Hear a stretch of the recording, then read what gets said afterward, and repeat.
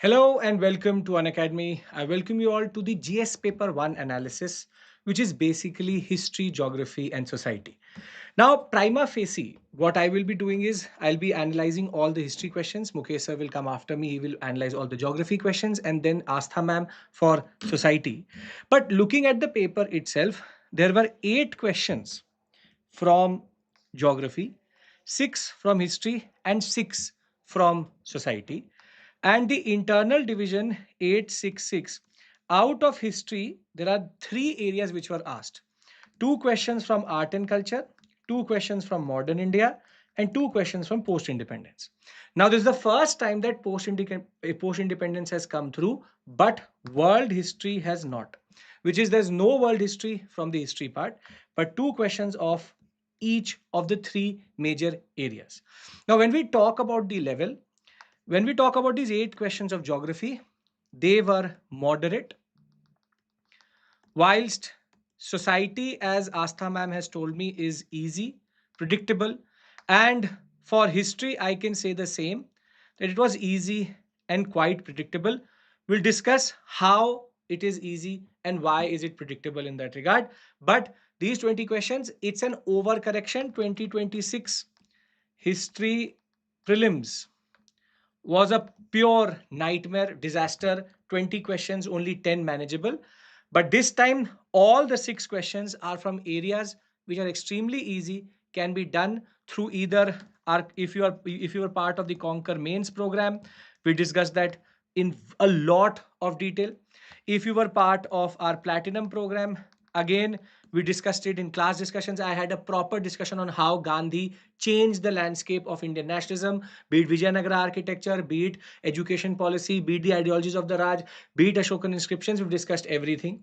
Or if you were part of our Plus or Iconic program, be it any program, if you were associated with us, if you were taking my classes, Mukesh's classes, or Astha ma'am's classes, we were able to in a way predict also based on the pattern, and were also able to have good coverage. Class discussions and our class understanding was such that you will not struggle in any of the questions. I hope whoever is part of our program and whoever gave the examination in the same way also feels the same in that regard.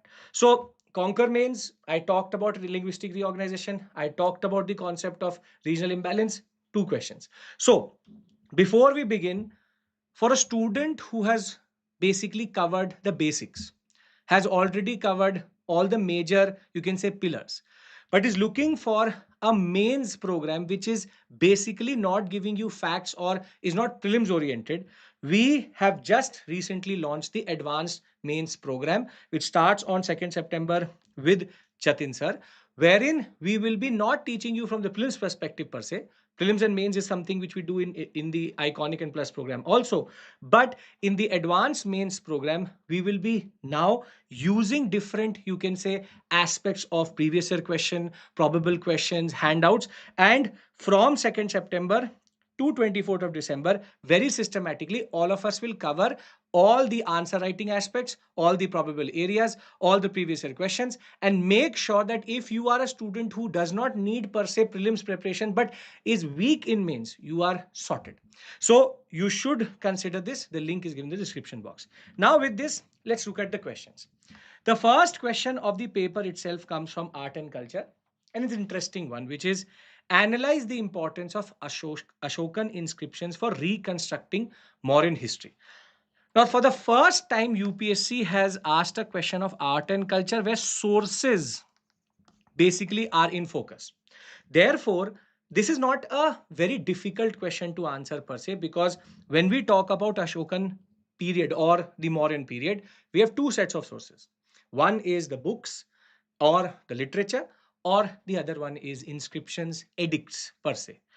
Now it is asking you analyze the importance of Ashokan inscriptions for reconstructing Mauryan history. Now, let's first discuss what should be the structure here per se. Now, when we talk about the structure, in the introduction, you have to talk about how which is basically historical context, which is how the Mauryan period can be reconstructed through literary sources also, through archaeological sources also, but from within the archaeological sources, inscription play a very important role. A crisp, straightforward introduction. Then you have to talk about how the inscriptions allow us to reconstruct different aspects of history. That is where the subsections come. Does it allow us to create political, economic, socio-religious, administrative, and conclude by saying that it is a very important aspect of the Mauryan period that we use the major and minor rock edict and standalone edicts to basically write the answer. So, for example, if you talk about political history, you can talk about major and minor rock edicts. Obviously, you cannot remember the details which are given on the screen per se, but you can remember the edict number which I tell you in class itself. And you should also remember per se what is given. For example, in political history, we get to know about contemporaries and neighbors. For example, Major Rock Edict 2 gives us the story of the southern neighbors, be it the Sangam polities. Rock Edict 13 tells us who are the contemporaries of the Mauryans. The most important aspect that who is Devanam Piyadasi. From the Musky inscription, we get to know that is Ashoka. The Kalinga War, the identity of Ashoka, the Barabar and Nagarjuni Hill Complex edicts, everything tells us the political ebb and flow per se. Similarly, in socio-religious, the whole concept of Dhamma we know because of the major rock edicts and minor rock edicts. At the same point of time, how this edict number 7 talks about religious tolerance.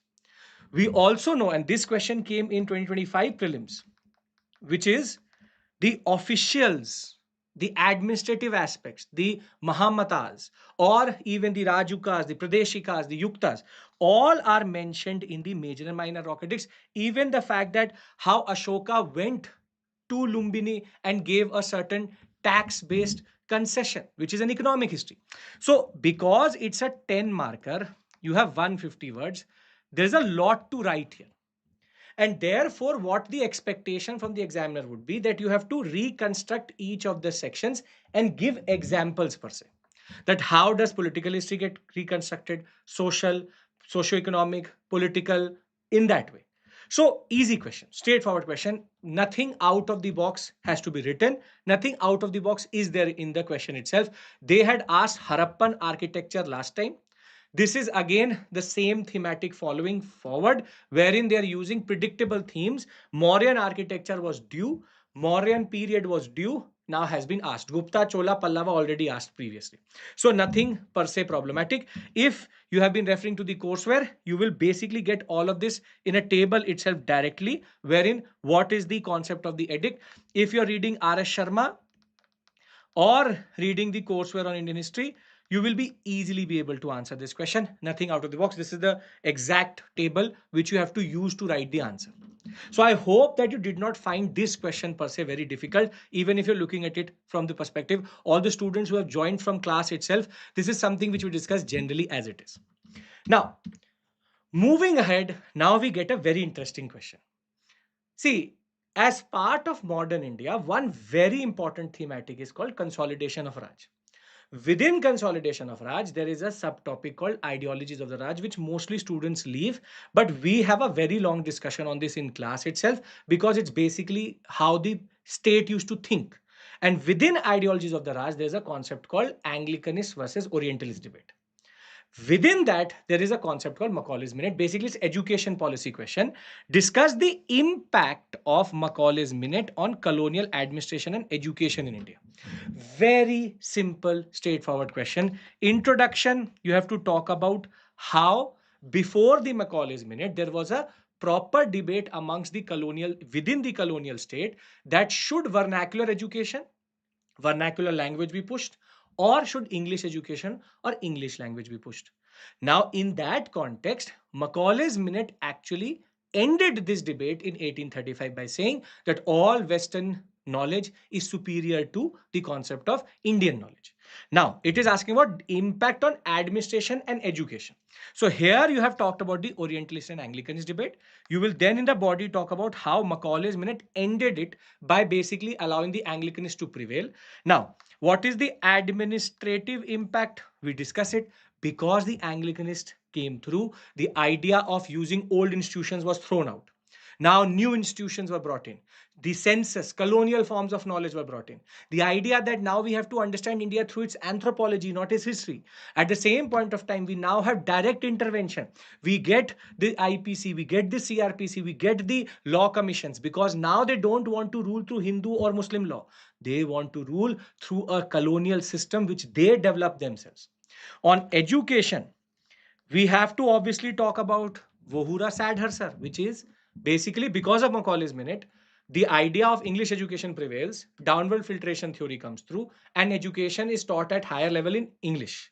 Thereafter, you obviously have to talk about Wood's dispatch, how then English and vernacular were used together. You can talk till Hunter Commission here. And again, 10 marker, too much to write. Very easy, straightforward question based on the Orientalist and Anglicanist concept and how the Macaulay's minute ended that whole concept itself. Directly out of the coursework, directly. You can even understand how this question has to be framed. The question is important because UPSC for the first time has now moved beyond economic and, for example, advent of Europeans. This means that the areas which are debated, which are generally considered very, very important, are now coming in the examination. This is a pure mains area. It is now in the mains examination. Nothing out of the box, nothing very difficult, simple, straightforward. Now, moving to the next question. Again, simple, straightforward, nothing out of the box, something which we discuss as part of the class itself, which is the significance of Gandhian movement lay in the masses they mobilize. Elucidate. Elucidate means you have to give examples. Now, again, simple, straightforward introduction that before the advent of Gandhi, moderates and extremists were fighting. Home Rule League movement was not going anywhere as such, and therefore Gandhian movement was Satyagraha, and therefore he inaugurates a new phase. Now you go movement by movement because it is talking about significance, mass mobilization. So you talk about Champaran, Kheda, Ahmedabad, how it brought in the peasant and the worker.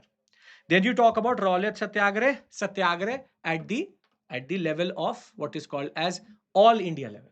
Then further you talk about NCM, how it brought in students, women, Muslims, and the level of participation kept on increasing.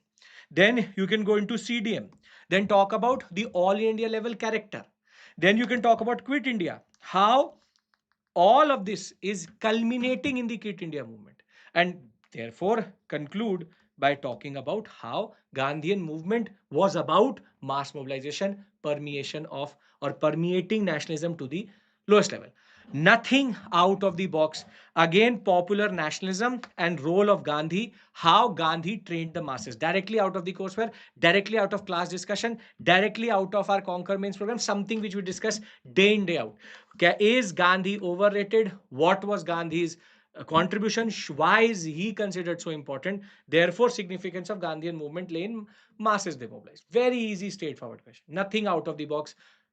These three are actually out of three predictable areas, which is one from a period specific concept, then from education policy consolidation, and this. So we have done one art and culture question, two modern questions. Now, moving ahead, now we get a question which I had predicted in a way and even said to the students in Conquer Mains that this is a good area which you have to make sure. See, UPSC has made a point to ask period specific history. They have already asked Pallavas, Cholas, Guptas, and Chandela. Last year it was Chandelas. Now there were two ways in which they could go through. Further, more Rajput dynasties, but a major actor which was not there. Maurya's question has already been asked in question number 1, and another major actor which was left is Vijayanagara. So this year, UPSC went to Vijayanagara. Vijayanagara architecture exemplifies the amalgamation of past traditions with contemporary practices. Elucidate with example.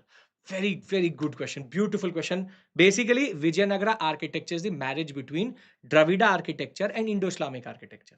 So past practices here means Dravida, and contemporary because Vijayanagara was a contemporary of the Bahmanis and the Delhi Sultanate. So it would be Indo-Islamic. So basically, in the introduction, you have to establish this that Vijayanagara architecture is the amalgamation of Dravida architecture, which is past traditions, and its contemporary ruling dynasties, which is the Delhi Sultanate and Bahmani. And there was a marked, you can say, significance and a imprint on Vijayanagara architecture itself, which can be seen in the following. Now, what you should do is you should, in the first part of the body, talk about the two things. What are the Dravida elements? So, Dravida elements would be Gopuram, the concept of the Shikhara, the Vimana, the Garbhagriha, the structure, the Yali from the concept of Kalyan Mandap. You can write any of these points. Directly, you can write any of these points saying that, okay, this is Sanctum Sanctorum, the Dravida architecture, if per se.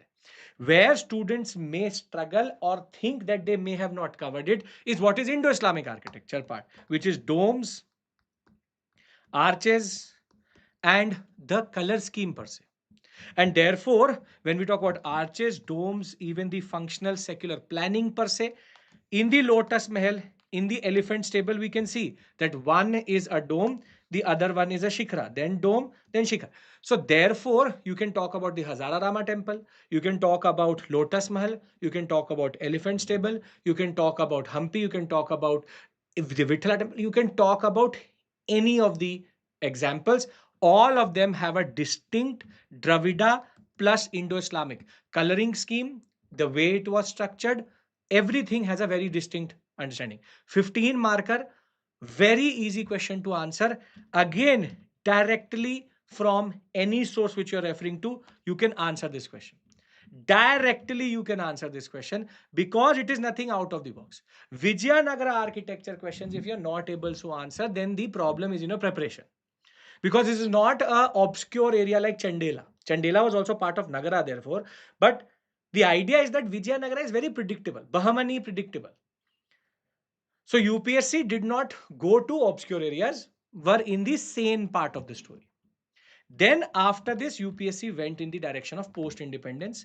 In post-independence also, it gave two areas which are generally considered to be predictable and standard. First is linguistic reorganization. Second is regional imbalance.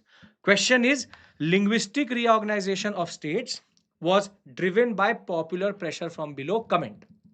Because language politics is going on in India, there can be a current affairs element here.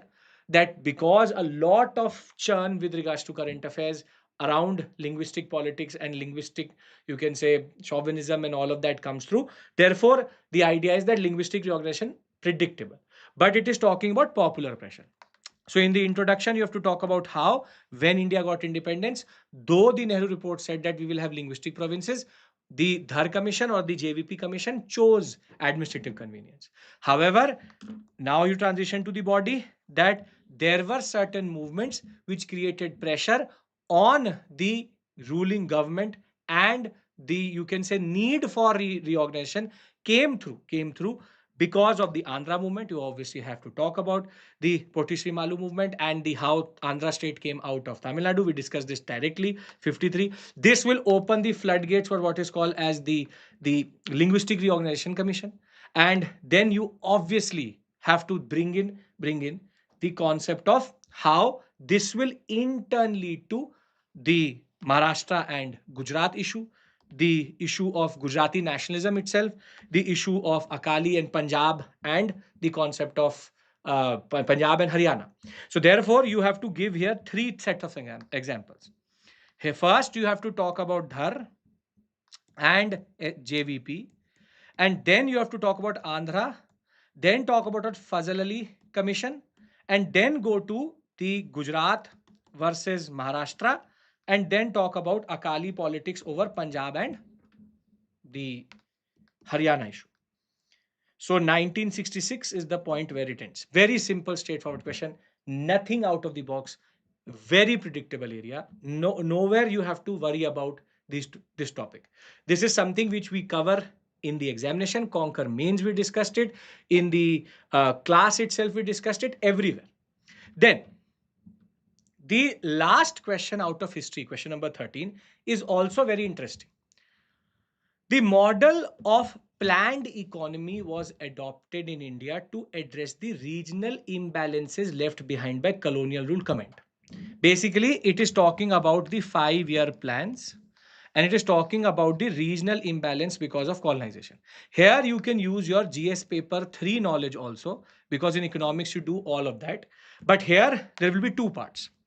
In the introduction, you have to talk about what is the legacy of colonial rule, which is how our economy was subservient to the British, drain of wealth, deindustrialization, permanent settlement, the problem of agriculture, how agriculture was in a very bad state, no infrastructure development, there is development only in certain sectors, standard legacy of colonial rule. Then in the body, you have to talk about how the idea of planned economy came through to manage this issue. And then you have to talk about how first 5-year plan. So you talk about industrial concentration, infrastructure issues, agrarian disparities, and then talk about how first 5-year plan, for example, tried to target agriculture, did not work. Then second 5-year plan talk about Mahalanobis model created a new idea of industrial development in India. You can also talk about the third 5-year plan. You can also talk about industrial policy, Indian industrial policy, how there was the idea of giving licenses in certain areas only because they wanted to have development in that sector. So the idea of license regime and how licensing Raj was trying to go for a certain development in certain areas itself. So if you actually look at the overall picture here, it is very, very clear that the questions are very straightforward, trying to ask you very predictable areas. So this part you do in GS paper 3 as it is, and therefore it should again not come as a shock to you that you have to use your cross reference understanding. So let's look at the overall assessment. Going by 2024, 2025, and 2026, the UPSC has now, at least in mains, established a trend. And this is a very important aspect for anybody who is to give the examination. See, throughout this period, one period specific architecture or art question is coming. One question from the national movement directly. So we had Quit India last time. This time we have Gandhi. One question based out of ancient plus art and culture, wherein we had Harappan architecture. This time we have the concept of Mauryan architecture and Mauryan inscriptions. Medieval, they asked question on Akbar's religious policy. This time they've gone to Vijayanagara. Though there is no question on medieval per se in prelims. In mains, there is. Overall, based on previous year question pattern and the pattern established in the past 3 years, the paper is deemed easy, and anybody who feels that this is very difficult then is not referring to the right sources, right classes, and the right educators. Because if you feel that what's the point of asking question on edicts, what's the point on asking questions on Vijayanagara? No, this is standard. If you are finding this difficult, then you are in the wrong direction. You have to pivot. So please do understand one thing, your cross-reference understanding, and see, world history has now not come this year. But there was a question on world history last year. So 2027, every aspirant has to prepare for world history. Most probably post-independence will take a hit next year. Modern India, art and culture 2+2. And the next 2 is now based on what UPSC wants to do per se, totally on what they want to do. So with this, I'll hand over the analysis to Mukesh sir. He will analyze the geography questions. I hope that you are going to become the part of the mains advanced program if you believe that you need a mains level preparation. And also understand one thing, all programs which were catered towards mains, be it Conquer Mains, be it our classes, be it Platinum, everything We were having all these discussions. Therefore, please do consider the aspect of revising conventional areas. Thank you. Take care. And please do make sure that you are not just doing prelims based preparation. Mains is the place where the real game is. See you.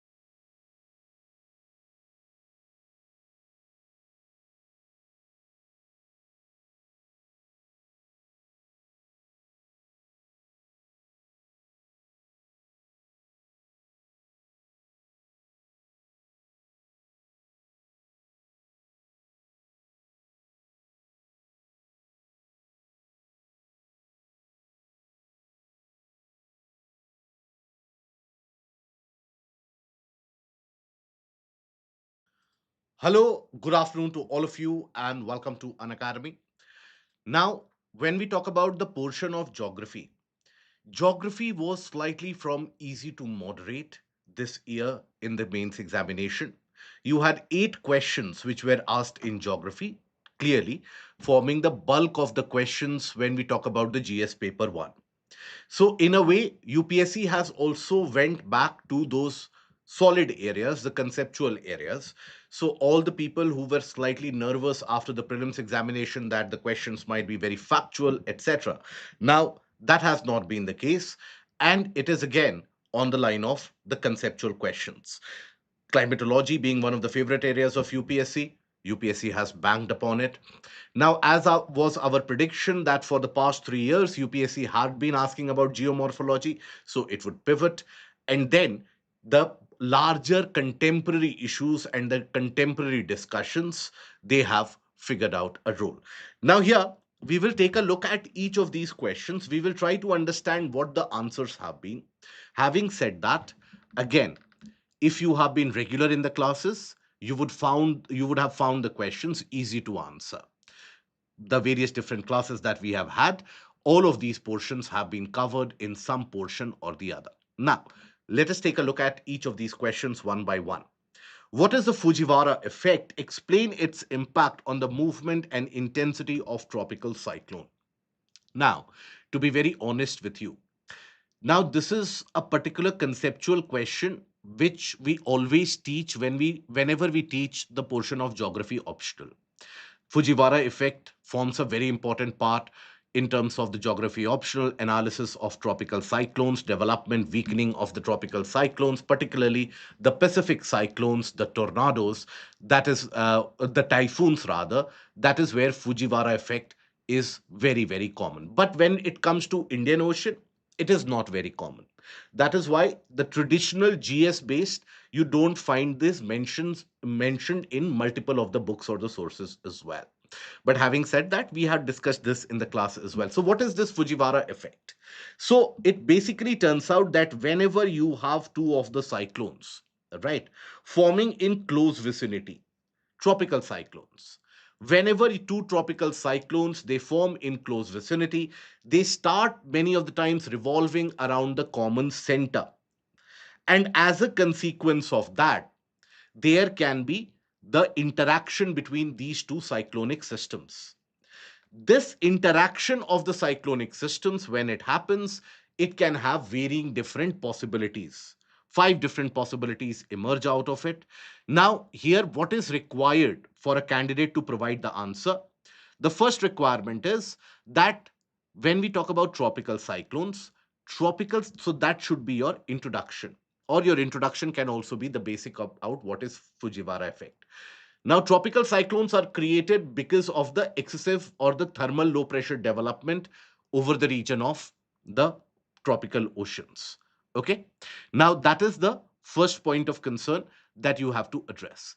Now, when these cyclones develop in close vicinity, their winds tend to interact with each other. That is when the cyclones, they tend to move with respect to each other. The wind systems start to interact. Now, when will this happen? When you have the warming of a larger sea surface area at one go, when the warming is not concentrated only in a small region but a larger area. And that is where Pacific Ocean becomes one of the most dominant regions. Southern Indian Ocean also becomes one of the most dominant regions in order to experience the Fujiwara effect. Now, it will be associated with the close formation of these cyclonic circumstances, the wind fields, that is the winds generated by each of these thermal low pressure. Thermal low pressure is a very important terminology that you have to mention. Because why do I say so? Because the marine heat waves are becoming very prominent, and that is why it becomes very, very prominent. And then wind field overlap, coupled circulation, or biting motion around a common center or around each other. It can lead to a possible merger. Whenever there is that interaction, that is when the Fujiwara effect comes into place. Now, this was actually proposed by Sakui Fujiwara, the Japanese meteorologist. Now, what is that Fujiwara effect? In simple terms, if these two will interact, what can happen? Either both of them can combine and form a larger one, right? Or let's suppose they can dissociate as individual ones as well. Or let's suppose a couple of larger one and a smaller one is generated. So it is just like a collision of two systems. So just how the collision happens in between any two objects, similarly here the pressure systems also end up colliding. So these are the various different possibilities depending upon the intensity of each of these cyclonic systems. So for example, if you take a look into this here, first of all, when you have the cyclonic systems which collide, now in that particular case you can have two individual ones and a small spin-off which can be there, one larger one, one smaller one. When they will collide, then in that particular case you will observe the case of the one, the partial split associated, where the smaller one will be split away. Then it can merge, right? Some portion of it can merge and the later portion can dissipate completely. Then it can merge into something very big, right? That is the potential merger. A smaller one can be generated, or simple addition can also happen. Now, as an answer in the GS, you might not be required to write all these five possibilities. But as a candidate, you were expected to talk about at least two to three of these possibilities, that how the interaction tends to happen. The regional aspect of this tropical cyclone also you had to mention, where this Fujiwara effect is observed, particularly in the region of the typhoon generating areas in the area of Pacific Ocean, Northern Pacific Ocean, Southern Indian Ocean. These are the areas where the Fujiwara effect is very, very common. Okay. Now, then, tundra regions are ecologically fragile but economically important. Examine this statement critically. Now, this is a statement and this is a question that we have discussed in the climate tipping points, also in the case of Arctic amplification, also. Now, what is this about? The tundra regions, right? Including the areas associated with the permafrost. Now, why is this in news and why has this been asked? Because of two reasons. You had two prominent ideas in news. First was the case of the Arctic amplification, the climate tipping point, and global warming and climate change. The second reason was Mr. Trump and his interest in the region of Greenland. After all, that is what was a question which was posed to him from every direction, that why is Mr. Trump interested in the frozen land of Greenland? What is there in Greenland? And that is where the analysis told us that basically nickel, cobalt, copper, some of the rare earth elements, all of them critical minerals are present in the region of Greenland. And that is what makes US interested in the region of Greenland. Along with that, you also had the partial activation of the northern sea route due to the melting of the Arctic ice. Right. So here you have to examine in this particular portion, you basically have to examine two aspects of it. First is the ecologically fragile portion. What do you understand by the case of the ecologically fragile? Okay. And second, economically important portion. Both these areas you will have to examine. Okay. So when we say ecologically fragile, in that particular case, why is it ecologically fragile? So here multiple aspects can be brought into the portion. The evidence of the fragility of the those areas, also melting of permafrost. Now those are permanently frozen areas because of global warming. These areas such as the northern portion of Siberia, the northern area of Canada, Greenland, Arctic ice, they are melting now. This is also associated with the warm ocean currents in the region. So you could have talked about the oceanic aspect of the global conveyor belt also, and the weakening of the global conveyor belt, particularly the AMOC cycles, right? The AMOC cycles could also have been talked about. Then thereafter, you could have talked about the very principle of the Arctic amplification. Now, it was important here to basically draw a kind of a flowchart of either the Arctic amplification or the conversion of permafrost into the boreal forest. Both of them part of the climate tipping point, both of them a discussion of geography and environment. Now, Arctic amplification, what happens? The sea ice melts. As the sea ice melts, basically the albedo decreases, that is the absorption of the solar rays increase. When the albedo decreases, the heat trapped increases, that further accelerates the melting of the ice, and that further increases the amount of heat absorbed. So this is a self-sustaining feedback loop. So that feedback loop also is important. Feedback loop. Okay. That how melting albedo, albedo changes, increased heat concentration, more melting, more heat concentration, like that, the loop had to be established. Other loop that you could establish there is the conversion of permafrost to boreal, which I'm sure you retain the discussion during our uh, environment classes. Permafrost to boreal. Now, in this permafrost to boreal, what happens? For example, in the region of northern part of Canada, some portions of northern Siberia, you will find that there is the case of the permafrost regions which were permanently frozen. Now, because they have started to melt, now there is increased moisture availability. Warmer conditions have allowed the growth of the boreal forests, the coniferous forest. Now, these coniferous forests increase or absorb greater amount of heat as compared to ice caps. So that again further leads to the heating, and the remaining areas of the permafrost, they also melt. Now, melting of permafrost also releases huge amount of dried or the trapped gases. For example, when we talk about methane, right? Methane is one of those gas which is trapped in the dead vegetation in the permafrost. Now that methane gets released, which will further increase the amount of absorption. So that is the ecological fragility.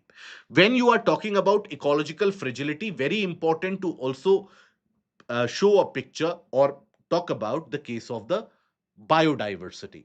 For example, polar bears. Because of the melting of the permafrost, these polar bears, their habitat is shrinking. And as a consequence, they are finding increasingly difficult to find the prey, right? So that is where the population is also shrinking in many of the areas. So that would have given the idea about the ecological fragility, not only associated with the environmental aspect, but also the species aspect. In the UCAN sessions, we have also discussed about the northward migration and further southward migration of certain fish species, which have changed the food chain, made the food chain much more fragile, particularly in the region of northern Canada. These were add on points. Even if you miss this, if you write polar bear, more than sufficient. Okay. Now, Then the economic importance has to be talked about. In this case of economic importance, what do you mention? So melting of Arctic, as per the IPCC report, um, which report?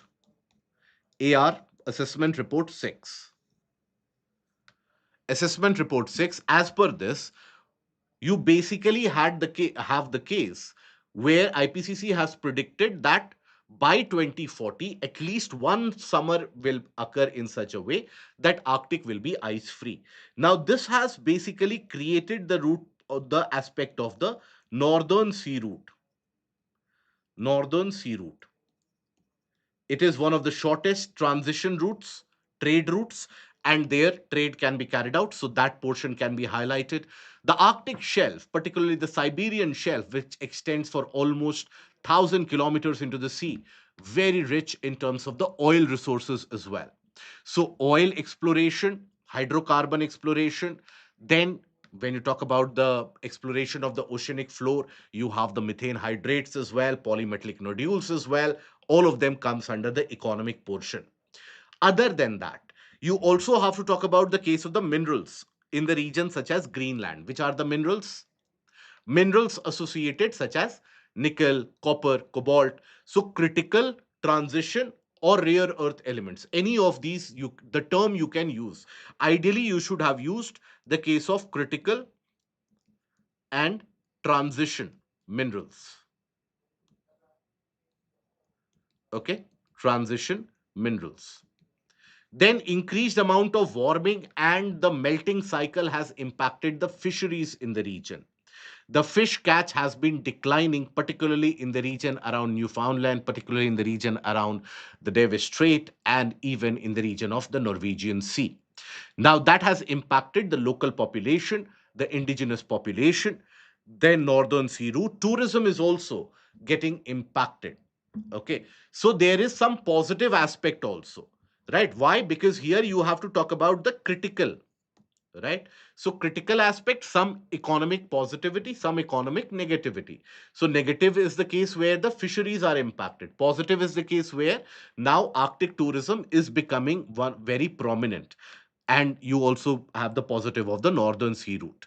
Then the indigenous population, the local population, because when you talk about the economic aspect, humans form a central pole of the economic aspect. So, one portion or the other of your answer has to talk about the role of the local population, the indigenous population, the human population. So, that is where the local population, their traditional lifestyles, they have been forced to have a change. And that is where you can talk about the even the Eskimos, for example. They have been forced to change the kind of living standards or the traditional tribal living that they had been carried out. Okay, so this is a 10 marker question, easy to frame this, right? But this is a very generic question. I don't think anybody of you would have faced a lot of difficulty in this particular question. Now, platinum is an option that we offer to the students, those students who are interested in a detailed discussion, ideation in the live session, where you can also ask the questions at any point of time, and where the expression of ideas is very close to that of an offline class. So, that is one of the best platforms that you can take a look into. You will find the Google form in the link, or if you are interested in exploring that, it includes mains answer writing, live answer writing in the class. It does include the case of evaluation, live evaluation by the educator, mentorship by the educator. If you are interested in platinum, for any additional discount, right, do send a mail. Okay, do send a mail and we will get in touch. Okay. So take a look at it and take a look at the portions that have been covered in the essay area as well and in the geography portion as well. Now, discuss the role of aeolian processes in desertification and land degradation. What is this question about? Aeolian process. First of all, you have to explore what is aeolian process. So, aeolian processes talk about the importance or the role of winds. Okay, the wind movement. Now, when we talk about the wind movement, where is the wind going to be a very active agent?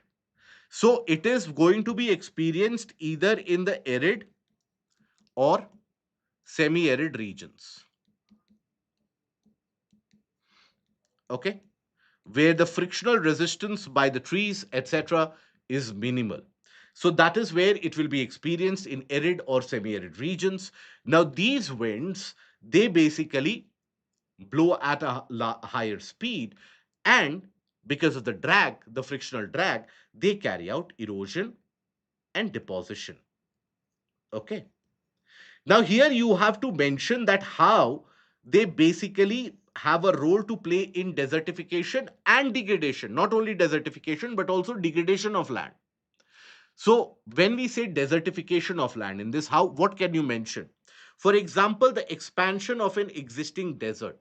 If let's suppose you have a desert, the wind movement thereby will carry the sand particles, will deposit them in the other regions as well, and make those other regions non cultivable, or in a way, slowly and steadily, the desert will be expanded. That is why the countries are trying to create these windbreaks, they are trying to create these kind of green wall like of structures. So, that is the expansion of desertification that the winds can do. Then there is also the case of degradation. Degradation to desertification journey you have to talk about. So, what, if you recall, we have discussed in the soil portion. So, what is the degradation to desertification journey? So, let's suppose you have the case of any particular portion of the soil, wind erosion will remove the top layer is removed, or top layer is eroded. That top layer is eroded means the bottom portion, they have coarse grains, higher texture, ability to absorb moisture and air is substantially lower, and they are unable to sustain any form of plant growth. As a consequence, eventually it will lead to desertification. So wind erosion, expansion of the deserts, that can be talked about. Journey from degradation to desertification, role of wind erosion and topsoil, role of erosion of topsoil. Okay, topsoil is the finest and the most fertile layer. Loss of the soil moisture, because if wind is very active, aeolian process, wind, if wind is very active, then what will happen? Rate of evaporation will increase, isn't it? So, rate of evaporation, why?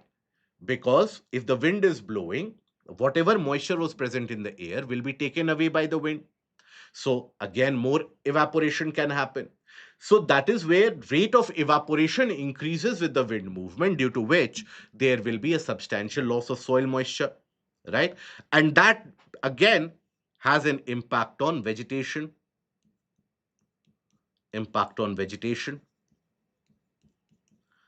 then many of the times these winds, the shallow planted seedlings, for example, they are blown away, they are carried away. So that is also where removal of seedlings can be talked about.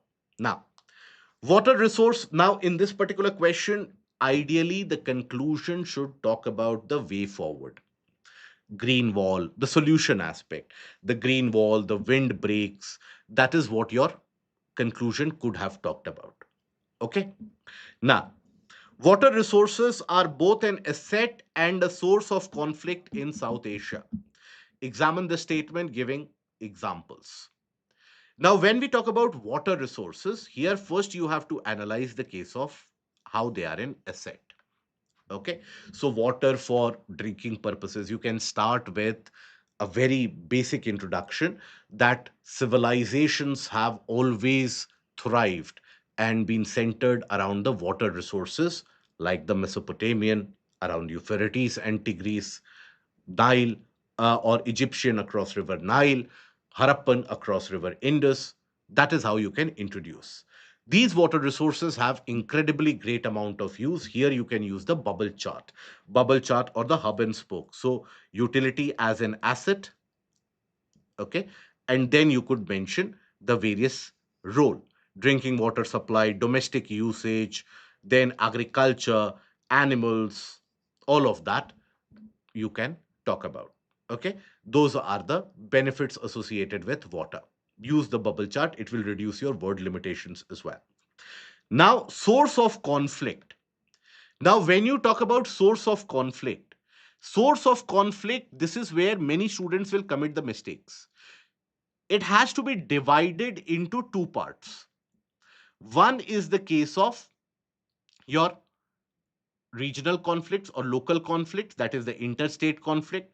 Karnataka, Tamil Nadu is in news, right? So the interstate river water distribution. Then you have the international conflicts. Now, international conflicts in South Asia, please do not restrict yourself only to Indus and Tista. Okay, that again indicates the limited information. So when you are talking about the case of the water disputes in South Asia, also discuss between India, Nepal, China and India in terms of river Brahmaputra, then also Mekong in the case of China and the other Asian states. So all of that can be mentioned. So source of conflict here, Indus dispute, Tista dispute, Mahakali and Koshi between India and Nepal, Brahmaputra between China and India, okay, Mekong between China and other countries, okay. Then you can also talk about the interstate dispute, either order. Interstate dispute, for example, the Kaveri dispute. Then you had the earlier the Krishna, Vamsdhara, Mahadai. All of these various tribunals were formed. You could talk about that. And because here again it is a problem-based statement, answer conclusion should be a way forward. In the way forward, what will you talk about? You will basically talk about the case of the rainwater harvesting systems, okay, the case of watershed management, these the case of sustainable agriculture. These will ensure water sufficiency and water security going ahead into the future, okay. Then this was one of the most direct and easier questions. Compare the Lu, Chinook, and Fohn winds with respect to their regions of prevalence, their nature, and climatic impact. So, in this, what you have to talk about, river interlinkage can also be mentioned. Yes, why not? Now, in this particular case, what do you have to talk about? Each of these have to be initially talked about, that these are your seasonal local winds which are generated because of the localized heating and cooling of the land masses, okay. Now they are thermally driven, thermal factors. Now you take each one of them, okay. So for example, when you take a look at Lu, so Lu originates from the western portion of the Indian subcontinent, moves across the northern India during summer afternoons, okay, summer afternoons. And there you mentioned about the rising temperature, and it can cause heat waves. It can create a temperature to the excess of 40-45 degrees Celsius. Okay, their direction of movement is west to east. Then when you talk about, for example, Chinook, it is known as a snow eater, and that is during the winter months on the leeward side of Rockies,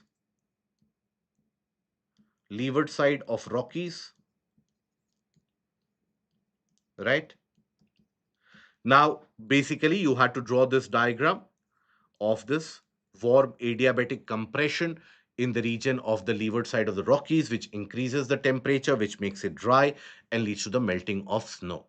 And that allows for early sowing. Phone is also very similar to that of Chinook. Just the difference between phone and the case of Chinook is that phone is experienced across the area of Alps, right? So that is to the northern slope of Alps. Chinook is on the eastern slope of Rockies. So what is the impact of phone? Phone basically brings about an early autumnal season. It allows for early sowing of wheat, grapes. That is what makes Switzerland one of the climatic oases. It allows for the animal husbandry also to progress quite sufficiently. That is what takes care that frosting does not happen. Frost formation does not happen. Okay, so a very simple question that was. Analyze the role of satellite-based technologies in achieving climate-smart agriculture and food security in India. Now, this is a question which had earlier been asked in GS paper 3, by the way. But then this time it has been asked in GS paper 1. The basic purpose of this question is what? Your understanding of satellite tech with the case of the agriculture. Because when we talk about food security means what? How will you attain food security? Sustainable agriculture. So, how can satellite tech help us in that? So, satellite tech can give us an information. So, when we talk about the satellite tech, right? This is where, for example, the GIS satellites, etc., GIS based satellites, etc., they can give you an idea about the moisture level, right? Moisture level. They can give you an idea about the climate warnings, in order to ensure that the crop losses are limited. Then seasonal forecast, so that you can, for example, this year was predicted as an El Nino, so you don't plant any crop which is very water dependent. You plant a crop like a millet or a pulse. Okay, so seasonality of cropping, can be understood by that. So these kind of aspects, land use management, efficiency of land use management, precision agriculture, resource efficiency, because they can monitor with the help of the satellite take, you can monitor the moisture level in the minutest area of the soil, 1 meter square of the soil, and that can be used in order to ensure that, for example, the tensiometers or the modern methods of irrigation, they provide only adequate more drop per crop. Okay, now resource efficiency, water management, climate and weather risk management, right? Climate warnings in terms of hailstorms, etc., can be provided by the satellite tech. Due precautions can be taken. Crop forecasting and food security planning, El Nino year, La Nina year. Water resource management, monitoring the land degradation in any particular area. Excessive fertilizer use is making the land degraded. To what extent? What can be the cure? Pest and disease surveillance. Okay, what is the pest? For example, oftentimes in the subcontinent you have these locust attacks. Again, with the help of satellite monitoring, you can take precautionary measures, you can create buffer zones, supporting climate resilient cropping. Okay, so all these individually could be elaborated with examples more than sufficient. So again, this was a very simple question. Earlier, this has been repeated multiple times in GS paper 3. In the case of geography optional in paper 2, this time UPSC tried to puzzle you. But again, if you have prepared enough, if you are on the right way, as Abhishek sir mentioned, if you are referring to the right educators, if you are referring to the right sources, you won't have found a problem. Now, again, a portion of IR which has been integrated into the trade aspect. The center of global trade is gradually shifting from the Atlantic to the case of the Indo Pacific region. Now, this pattern of shift has to be analyzed. A world map, a brief world map, a rough world map, if it is drawn, goes a long way. So, what is the pattern of the shift? Earlier, the ports in great amount of attention used to be the ports like Rotterdam, Dover, etc., right? But now, over a period of time, what has happened that the Pacific ports, particularly the Asian ports, have increased in dominance. The reason associated, we will talk about it, and you have to mention those reasons. What are the reasons? Rise of the Asian economies. But before that, you have to talk about the decline or the stagnation of the European powers as well. That most of the European countries, their economic prowess as a manufacturing hub is going down. Alternate manufacturing centers are being established in Cambodia, Vietnam, India, Bangladesh, China, and so on. Even the new era of digital tech, when it comes to semiconductor manufacturing, again is centered around Asia rather than the region of Europe. Europe, which was earlier considered to be a grain basket, now that has been replaced by the Asian countries, be it the case of rice, be it the case of wheat, be it the case of milk products. Asian countries are emerging. Then You also explore the area of fisheries, for example. Now, earlier, lot amount of fisheries catch would be centered only around Mediterranean and North Sea. But now, for example, in India, we have been observing a double-digit growth in the fisheries sector. So that has started to dominate. Then South China Sea, that is again emerging. And even when we talk about the regions like the Gulf of Thailand, etc., they are emerging as the hubs for the fisheries trade. Then, other than that, you also talk about the importance of the node point. Now, for any global trade to sustain for a long period of time, you need node points rather than choke points. Now, European trade has got a lot of choke points out there. When we talk about regions like Singapore, Singapore becomes a hub, and Singapore becomes one of those connecting nodes between the Pacific and the region of Asia. So, the decline of Europe, the existence of the supremacy of US, which is on the Pacific coast, and then when we talk about the case of the Asian economies, here please do not miss out the intra-Asian trade as well.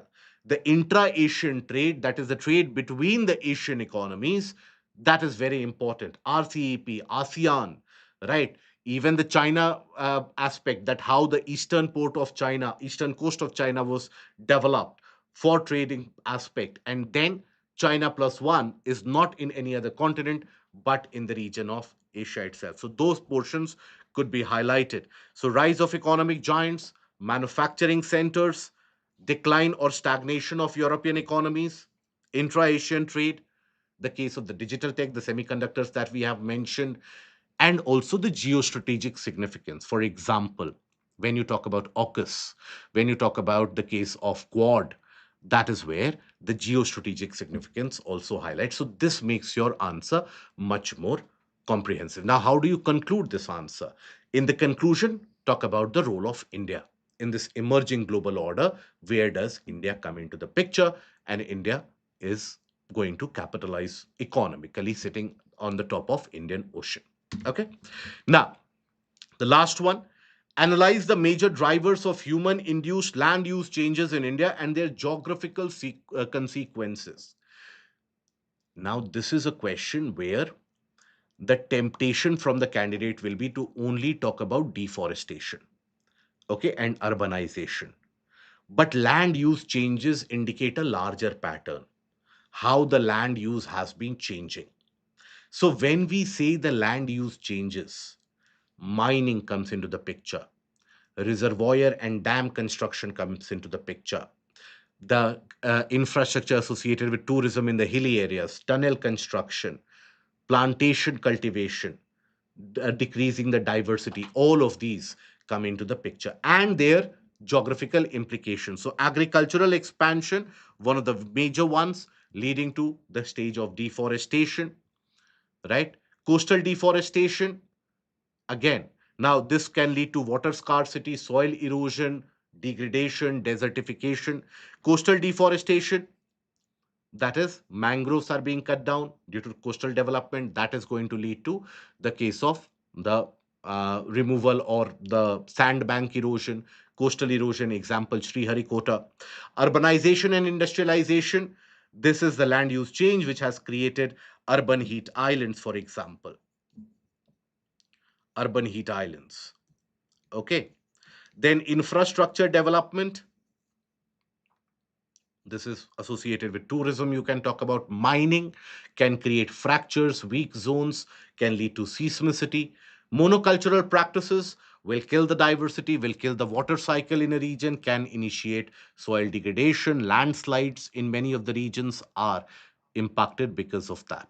Then dam construction, here reservoir induced seismicity. Okay, so that is basically what you have to write. Conclusion will be a way forward. Sustainable development, environmental impact assessment, that is what you have to talk about in the conclusion. Okay, that brings us to the end of the discussion. Overall, out of the 8 questions, I would suggest, if you have been regular in the sessions, if you have understood and basically gone through the portion of current affairs as well, these 8 questions were very much doable. Okay, so I would put it from easy to moderate in terms of scoreability. Why scoreability? Because candidates might feel that prima facie, I can write this answer, but it is about how much you are able to score. For that, point diversification was important. Okay, how did you feel the question of geography was, and whether you have attended and basically done that in the class or not? Let us know in the comment section. And now Astha ma'am shall be joining us for the discussion of society, and we shall basically carry out the entire discussion of this society paper as well. Thank you for being with us. Take care. Goodbye.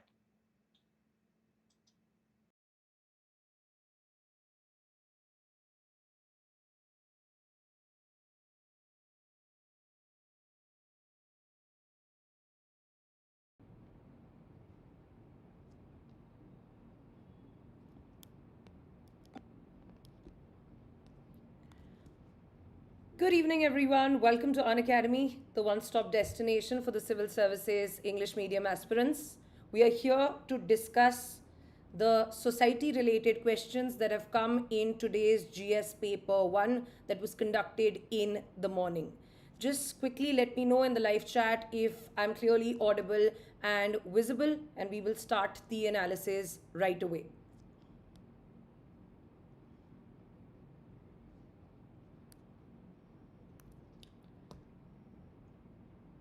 All right, all looks good. Let's start. So there were 3 questions that were 10 markers in the society portions, and the 3 questions that were 15 markers. In total, society had 6 questions, 10 marker 3 questions and 15 marker 3 questions. The questions were fairly direct. This was a change as compared to the previous year patterns. That means the questions in society in 2025 and 2024 required way more analytical knowledge, deciphering the question, as compared to what was asked this year. This year, the questions are directly from the syllabus topics. The decipherment is not tough, and they are also modeled on the same lines as that of previous year questions. We were lucky to have 5 out of 6 questions directly asked from the classes and notes that we had conducted. Let's start with the first question analysis. Unity in diversity remains the defining feature of Indian society despite the challenges from communalism and regionalism. UPSC simply did one thing here. UPSC took 3 syllabus topics, that means diversity as a topic, communalism as a topic, and regionalism as a topic, and they integrated it to ask one question.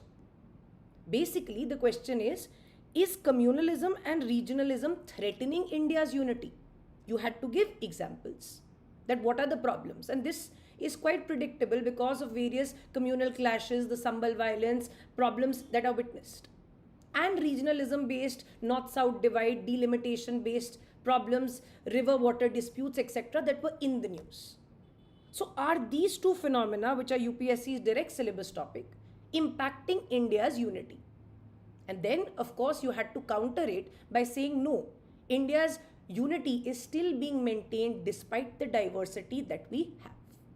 So we can divide this question into 3 parts. One, we can first talk about the impact or the challenge that communalism has, the challenge that regionalism has, and then say that despite this, we are being able to maintain unity in diversity. So that is how you segregate this question into 3 parts. In order to start the introduction of this question, you could use one example from all 3. That means a popular keyword that we used for unity and diversity is the salad bowl model. Or some of the government initiatives such as Ek Bharat Shresth Bharat could have been written to showcase the first line.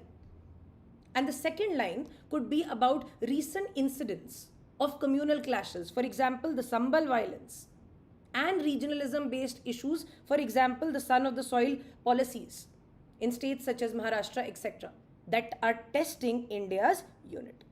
So, this becomes an absolutely apt introduction for this particular question, that is integrating syllabus topics. Then we come to the first portion, where we discuss how these two are creating challenges. Now, challenges can be thought in various ways. For example, communalism creating a communal harmony based challenge. You can talk about communal violence, riots, the Sambal violence, Murshidabad violence, etc. You can also talk about how communalism can create a fertile ground for radicalization. In the news, there have been recent incidents where ISIS recruitment has been done from some parts of India. That can also be mentioned. So, yes, radicalization based fertile grounds is provided because of communal ideologies. And that can create a security threat for the unity of India. Communalism based separatist demands can also be created. For example, the Khalistani movement. Of course, communalism can also hamper the social fabric or social solidarity in India. For instance, the increase in mistrust in society, the increase in violence in society, the increase in intolerance in society. Examples where the Supreme Court has mentioned that most of the victims of mob lynching cases have come from minority communities. That can also be spoken about. We can also say that despite having diversity, that means multiple religious communities living in India, we still see that because of the communal feeling of the other versus us as religion being an identity marker, we also have terms such as ghettoization. That means people from the same religious communities are trying to live together in some concentrated areas because of the mistrust associated with other communities. Communalism or the feeling of the other is also hampering any kind of uniformity in India as well. That can lead to unity. For example, we have personal laws based on religion. We do not have a uniform civil code in India. And therefore, when the Uttarakhand example was coming up, religious based polarization, political mobilization can create opposition to any kind of these attempts to unify India. So these are the examples that you can write for communalism creating a big challenge. Similarly, there can be examples for regionalism. In fact, this was a lot in the news. The north-south divide or the issues between states, for example, can create confrontational federalism. States fighting with each other, states fighting with the center can reduce the national unity. The Kaveri water disputes, the border disputes, etc. We can also see that there can be a certain alienation of the migrant population. That can be discrimination. For example, instances where the non-native speakers of that region are discriminated. For example, by cab drivers, etc. There is also a pushback against the three-language policy by states such as Tamil Nadu against what the NEP had proposed. So yes, there is often regional identity that comes in clash with national identity. There is also sub-nationalism. That means there can be certain separatist tendencies that are generated when a portion of India wants more autonomy or maybe wants to disintegrate. It is the most extreme form of regionalism that we will write about. And that, of course, threatens the unity of India. Some keywords that can be very good and scoring for you can be balkanization of India. You can talk about the Naga insurgency for the demand of a greater Nagalim. You can talk about the Khalistani movement. You can in fact even draw a little map showing regionalism based separatist problems threatening the unity of India. We can also say the fraternity in India. That means the social capital, the ease with which a person from a state goes to another is also hampered by regionalism. For example, we have son of the soil policies, job protectionism, economic protectionism, right? And even attack on those who are not speaking the native language. Haryana's reservation can be an example. Maharashtra's protests associated with reservation for Marathas is an example. And therefore, the word son of the soil must come here, as well as the anti-Bihari sentiment in other states. That is hampering the unity in the country. We will also say that regionalism can create an ideology where you are seeing your culture as superior, or you're only looking at everything that is right and wrong from your own cultural lens. That is called as cultural ethnocentrism. We can write about that. This can create various ethnic tensions. For example, the Methi Kuki conflict, which was always in the news for the last 1 year, can also be written. Last but not the least, certain national priorities can also be hijacked because of local regional politics. For example, the problem relating to having a proper solution to the Tista water sharing agreement between India and Bangladesh is often hampered because of West Bengal being against it. So that is how regionalism is weakening India's unity, creating some distrust, creating certain tensions, etc. Right? You can write examples of delimitation, you can write examples of the finance commission related tussle between the north and the south, etc. Various examples that can be included. Now, of course, we back the question by saying no. Despite this, we have various reasons why unity in diversity is being maintained. One, we all come under the same set of laws. There is constitutional based unity, one nation, one elections, etc., to unify India. There is also cooperative federalism. That means we give a lot of space to states to have their own policies and to basically voice their own problems. So the GST Council is a feature of cooperative federalism as well. We have cultural pluralism. That means there are various kind of diverse features. For example, we have specific GI tags. We have the one nation or one district, one product related schemes. We are celebrating India's cultural diversity. We are not trying to create just one composite culture that is in India, which is why we see so many of India's intangible and tangible cultural heritage that is on UNESCO lists. And that is why this is also promoting India's tourism potential. You will also say unity is also witnessed in diversity whenever there is any kind of threat to the nation. For example, everyone contributed during the efforts during Operation Sindoor. People came together. Sports is a unifying factor. Whenever India is playing a match, the Indian cricket team, it unifies the country despite its diversity. One another reason for this is that we have not tried to create uniformity. We have ensured integration, not assimilation. We have given a lot of autonomy to maybe tribals to preserving their culture. You can give examples of Article 371, the Naga customary laws, etc. You can say that we have not imposed one single language. In fact, India adopts the model where almost 22 languages are recognized under the 8th schedule, right? So these are the features that showcase unity in diversity. Other than this, we can speak about the shared cultural civilization that we've had. The theme that India also utilized in the G20 summit was Vasudev Kutumbakam. That means everyone lives as one earth, one family, one future. And of course, there is a lot of national pride associated with India's achievements. For example, the Gaganyaan mission, for example, the Chandrayaan mission, etc. So these kind of achievements unifies the country despite its diversity.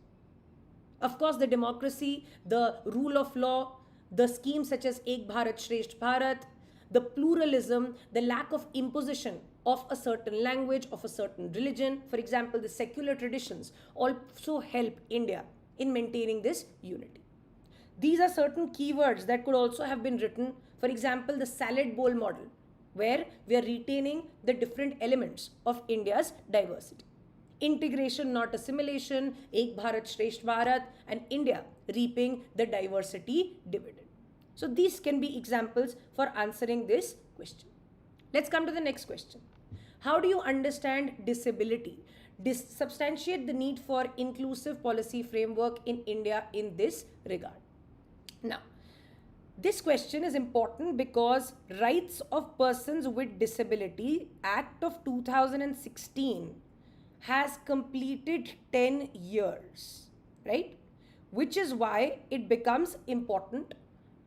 And in fact, I was predicting this question in GS paper 2 because vulnerable sections and multiple previous year questions on this act have been asked in GS paper 2. Nevertheless, it is asked here, but it was still a previous year question. And we had anyway focused on it because this act was completing 10 years of existence. All right, Let's discuss this. The first portion of the question is very important. How do you break it? Let's discuss ideas. So, of course, introduction can be about mentioning certain data. That means almost 2.6 crore Indians live with some disabilities according to the census, and this number is also underrated because a lot of disabilities due to stigma are not reported. You could have also, in fact, just written this in the introduction as well, that India is completing 10 years of this landmark act for the persons with disability who are now also called as Divyangjan. Then comes analyzing the first aspect. In the first aspect, we basically, how do we break disability? We first say that we have now started adopting an expanded or comprehensive definition of disability. That means we do not see disability as someone's physical disability, mental disability, intellectual disability, etc. We see disability from two ways. One, the inability of a person to perform certain acts like others. Second, the inability of the society to create an empowering and able infrastructure to ensure that these sections are also participating in the mainstream equivalent to that of others. That means disability does not arise if you are on the wheelchair and you cannot access a place. Disability arises if you are on the wheelchair and you do not have infrastructure in the form of ramps to access a particular infrastructure or building. So disability has to be understood in a comprehensive way. One, from the person's point of view, and second, from the society's readiness point of view. If the ramps are existing, the person will be able to do the same job or act as the other. So first, you had to break the definition in a comprehensive manner. In the second point, while answering this, you could have also spoken about types of disability. And that is why in types of disability, you can talk about the 21 categories that have been accepted under this act. That means it goes beyond the physical aspect. It includes intellectual, neurological, and other disabilities. So first is we spoke about the expanded definition, both from a person's point of view and societal. Second is we spoke about types by giving examples of the act. For example, blindness is included, autism is included, even acid attack victims are included as one of the 21 categories. The third is how do we see or solve the issue of disability? That has also changed. That is also the third part that you will write. That earlier they were seen as passive beneficiaries. We or the government knows what is best to do for them. But now the approach is changing towards a right-based framework, empowering them, giving them the educational opportunities, giving them reservation when it comes to government jobs. And reservation is provided both in education as well as in jobs because of this Act of 2016. So you will say that this is changing towards a right-based framework. Another part where you could answer was that disability is caused by some factors and it also impacts certain factors. That means we see a lot of disability due to poverty. And as a result of disability, we also see poverty. So disability is both a cause and consequence of poverty and social exclusion. You can give certain examples. For example, UNICEF report says that 49% of children in countries do not attend school. Persons with disabilities because of the lack of disability friendly infrastructure. If they do not attend schools, they have lesser opportunities for employment. That again leads to poverty. So the vicious cycle continues. This is also something that you can talk about, the cause and impact. You could also talk about how there is disability manifesting in different areas. That means not just infrastructure. It can manifest even in entertainment aspects. For example, IPL has recently introduced commentary based on sign language. So you could also speak about disability in different domains while giving the idea of what is disability to the examiner. Last but not the least, you had to also speak about how disability is also intersectional. It can be multiple vulnerabilities together. That means for a person living in rural area and is also a person who's specially abled has two types of vulnerability. The lack of services in rural area and the issue of disability. So you can also talk about intersectionality. In fact, the PIB reports and census say 69% of persons with disability live in rural areas. So with this, you could have broken the first part of the question. How do you understand disability? Substantiate the need. The need can be written in examples. For example, what are the problem? More than 50% of persons with disability live in poverty, or there is higher prevalence of poverty in the persons with disability. 45% of persons with disability are illiterate, right? Or 69% of people or 65% of people with disabilities are in the rural areas. So that is where we've given a little bit of figures about why we need important policies, because they are still lagging behind. There is still social exclusion. Then we have given examples of inclusive policies.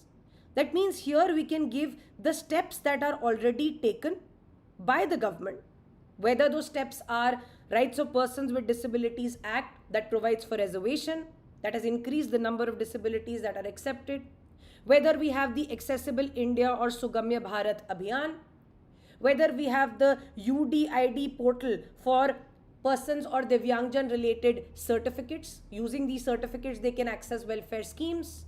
We also have the PM Daksh portal for skill development and employment generations for persons with disabilities. We have rehabilitation centers. We have the ADIP scheme for providing any kind of assistance in the form of wheelchairs, hearing aid, etc. Right? So these are the steps taken for inclusivity that you can write about. Then you can write about more solutions or more steps that should be taken for inclusive policies. What are these? It could be, for example, every building in Singapore has to have a universal design mark. That means it has to have specially abled friendly infrastructure.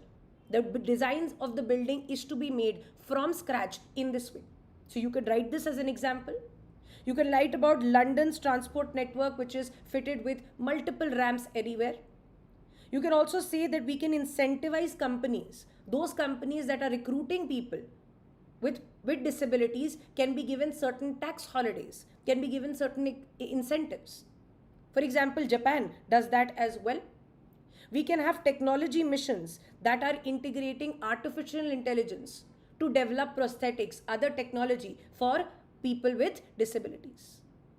Like the gender budgeting system, we can also have disability budget statements for proper government focus and budgetary allocation. We can also have areas of sports where they can be utilized, for example, Paralympics, etc. And there can be an innovation fund, specially that is made by the government, that is incentivizing those startups and those innovation-based projects that are working to create new technology, easier solutions, assistive devices for persons with special abilities. So that's how you tackle this question. Let's go to the next question. Do you think digital technology promotes social empowerment? Explain with examples. Now, social empowerment means there are certain sections that are vulnerable sections, right? These sections, their voices should be heard, their choices should be enhanced, they should be given opportunities, they should be enabled, helped, so that their participation in the society is at par with the others. They are not lagging behind and they can take decisions for their life. One way to break this question was to ensure that you break it in various domains.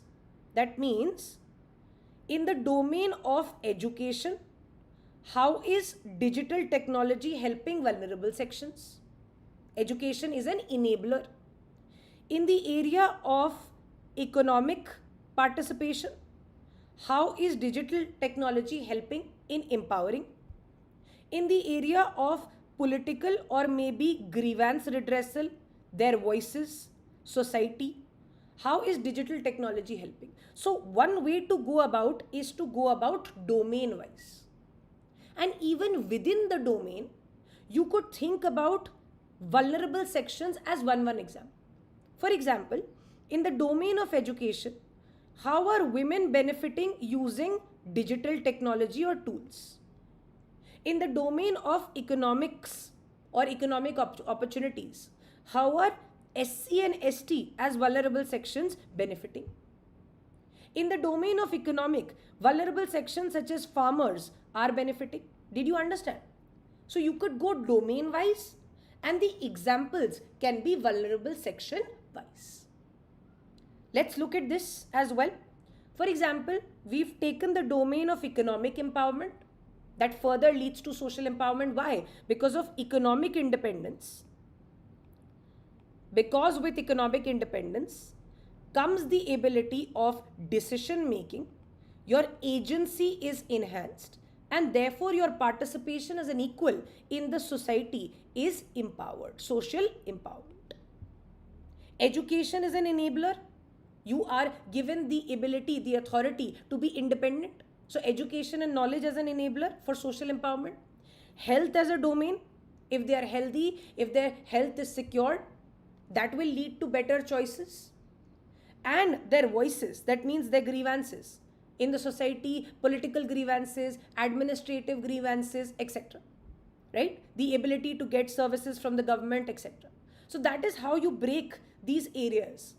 And now within these areas, you think about vulnerable sections, right? Because vulnerable sections are the ones that require social empowerment. So for example, if you're thinking about women here, you can say that DBT is a digital technology. The DBT based payments directly into the accounts of women, for example, when it comes to the LPG subsidy, etc., have enhanced their choices when it comes to cooking needs, etc., right? And have led to social empowerment. The One Nation, One Product scheme or the ONDC platforms, etc. A lot of women SHGs, in fact, Lakpati Didi SHGs, are now using digital marketing, WhatsApp as marketing, e-commerce website, selling to e-gem portals, etc. So, of course, this is enhancing their economic empowerment. Street vendors, for example, these are also vulnerable sections. PM Swanidhi beneficiaries, their digital credit history through UPI transactions can be taken into account. And therefore, using this, they can get easier loans. That is also the case in point. Farmers, which are also vulnerable sections. Did you understand? So, these are the domains, and examples can be based on vulnerable sections. Farmers can use tools such as eNAM for better price recovery or economic empowerment. We can also talk about the AgriStack initiative for farmers, for creating a database for better policies that can be given to them and for farmers to use them. When we talk about education, education is important, and that is why a lot of distance learning programs are helping. The Swayam Prabha portal, the Diksha portal, the PM eVidya portal, that can be used by vulnerable sections to ensure that learning is not restricted according to a physical proximity. Digital learning is also enhanced using these portals, leading to social empowerment. In fact, digital tools, for example, persons with special abilities, they are not socially empowered. They are not being able to fully participate. Why? Because of the lack of friendly infrastructure. So here we can use digital tools. For example, AI powered screen readers. Any kind of digital technology that basically puts the speech to text and text to audio. So this can also enhance the empowerment or social inclusion. The next area can be health.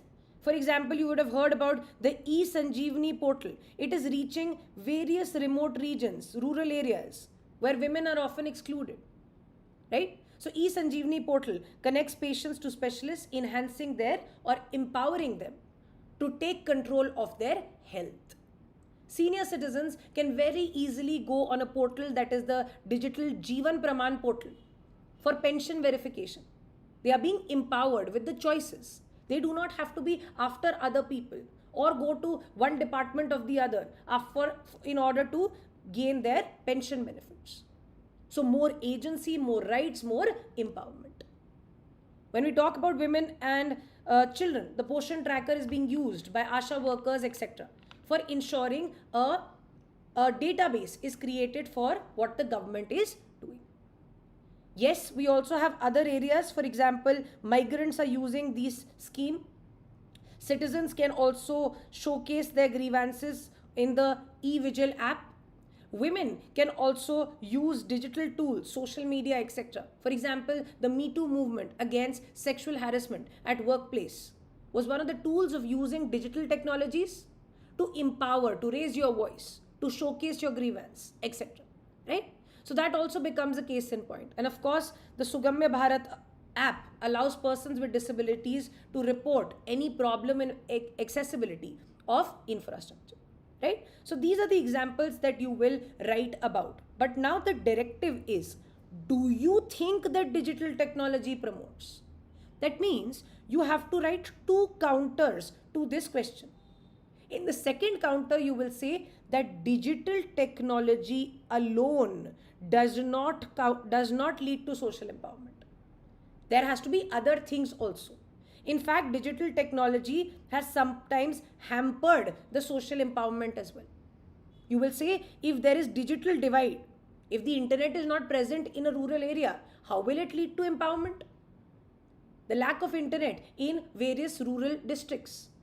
A lot of rural women not owning a phone and internet connection. In fact, limiting their access to these tools. So this can be a limitation. It does not. This has to be ensured if social empowerment is done. We also say that even though women can benefit as vulnerable sections, they are also being harassed due to the same tools. For example, cyber stalking, deep fake images, sexual harassment. We can also say, for example, if senior citizens are being more connected to the real world, they are getting opportunities using digital tools. But these senior citizens are also being victims of cyber fraud. For example, phishing attacks. For example, digital arrest. These are also problems that we will write about. If minorities are gaining access, recognition, and voice, there is also hate speech using these digital technology against them. There are polarization campaigns, misinformation, again socially excluding them even more. Yes, a lot of AI tools and digital technology can help women, but we have also recently seen that, for example, in Amazon survey or Microsoft recruitment, etc., whenever an AI was powered to check for resumes, there was an internal bias to reject the resumes associated with women. So there can be an algo bias as well. So digital technology alone cannot ensure, because there are other limitations that exist. That is also something that you had to answer in this question. Let's come to the next question now. Is caste disappearing in urban India? Right? Now this is a very predictable theme, because there have been 3 to 4 UPSC questions, previous year questions, on the same lines. Is caste weakening? Is caste strengthening? Is caste assuming new forms? Very, very predictable. It has been asked multiple times, and we have also done this multiple times. So you could start by saying that yes, urbanization, according to various sociologists, for example, M.N. Srinivas, is capable of weakening caste. However, you can give a two-side example, because the question is asking you, is caste disappearing? Your question will be divided into two parts. One, where you say yes, it is disappearing, it is weakening. And second, where you say no, it is not, it is still retaining its importance, its salience, and also assuming new forms. So that is how your answer has to be divided, because it is asking you your opinion. Your opinion has to be both sides in this because both sides does exist. So first you have written this, and again in the introduction you have said, but look at what is happening in the current context. We are in fact having debates around a caste census. Then how is caste disappearing? It is very much a part of urban India. There is still discrimination on the basis of caste. 90% of marriages in India are still intra-caste, not inter-caste. That means endogamy is still maintaining its presence. So this kind of a mixed introduction is what you will write for this answer. The first part of the answer will be yes, caste is weakening. And that is why you can talk about how and give examples. The second part of the answer will be no, caste is retaining its strength and assuming new forms. That is all that you need to know in this question. So when you are saying yes, it is weakening, especially the focus area is urban India. So here you would say yes, in urban India, the hereditary based nexus of occupations. For example, in rural areas, the idea that menial jobs are assigned to certain caste, or there is maybe a judgmani system in previous times. That is not the case. Here with industrialization, merit, capability and skill will be recognized. So there is occupational mobility, yes. So employees in countries, the example will be employees in countries like this have diverse teams where professional competence and merit outweighs any other identity. That is what you're going to say. A beautiful term that I had also done in my classes for this topic is we are shifting from judgmani system to gig economy. Judgmani system was who will do what was fixed in rural areas. But gig economy is the opportunity in modern markets. You can be having any skills. You can go on a platform, for example, urban company, and therefore give your services.